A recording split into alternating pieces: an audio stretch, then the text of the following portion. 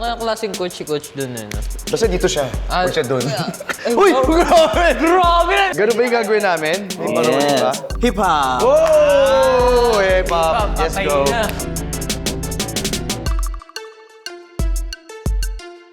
May kalaban na tumitingin, no? Kaya nga eh. Ayos lang. Ayos. Gusto kong away eh.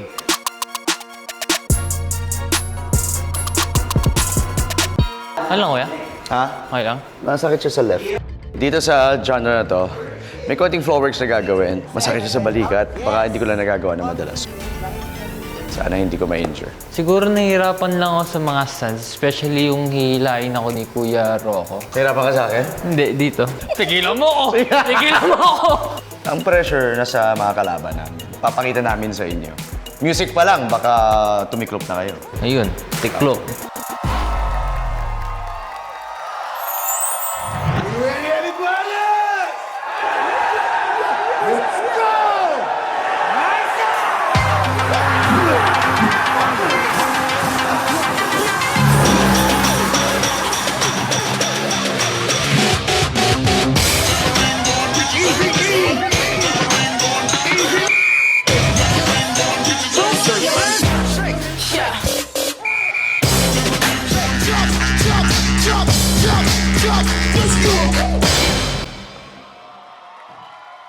Grabe naman yun!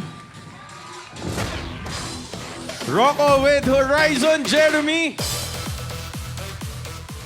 And that's our hip-hop genre. Of course, choreographed by the one and only din, ang Coach Do natin dito sa Stars on the Floor. Itong dalawang to, hindi ko alam kung ano pa yung gustong patunayan. Bagay sa inyo yung hip-hop. Parang ginagawa niyo siya ng walang kahirap-hirap.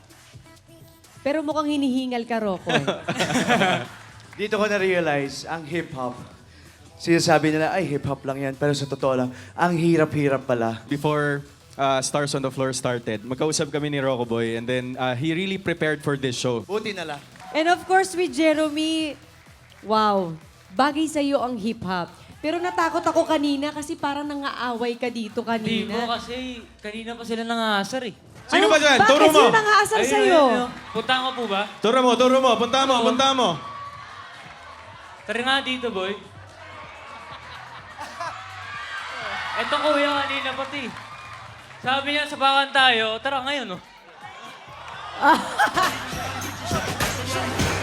Masyado mainit si kuya. O, di ba? Alden, yan ang sinasabi ko. Hindi lang pagsasayaw, pati yung character, talagang... Dalang-dala. Dalang-dala. So, congratulations sa inyo tonight. Thank you, Nagawa nyo ng mahusay ang hip-hop na pagsasayaw. Pati attitude, dinamay nyo na. Siyempre. Gusto ko yung sagot niya sa akin, syempre, ganun ha, sandali. Tayo yung pamalo. Asan ba yung Sa mga hindi po nakakaalam, kasi hindi naman nila nakita yon, bago sila nagsimula, karakter na sila. At feeling ko, nasabihan din sila ni Coach dun. Kumbaga sa mga artista din, kumukulong ka muna sa kwarto. Ay, magaling si Alden mag-internalize. Ayun.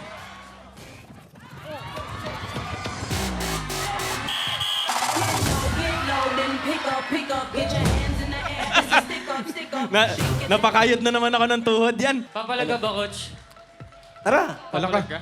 Ano? Rito. Dalang-dala. Ay, judge to. Ay, Judge joke to. lang, coach. Ito naman. Uy, Okay na, coach. Okay na. Teka, nasan ba yung pamalo natin? Teka, dalang-dala pa ni Jeremy, ha? Jeremy, mayos ka ha. Ang hip-hop kasi isang malaking kultura yan eh. And for me, na-embody nyo talaga siya. Umpisa pa lang, yung forma, yung swag, pati yung buhok mo ngayon, Jeremy, ibang-iba. Oh, pati ako! Ay, sorry. Sandali, ano ba problema nito?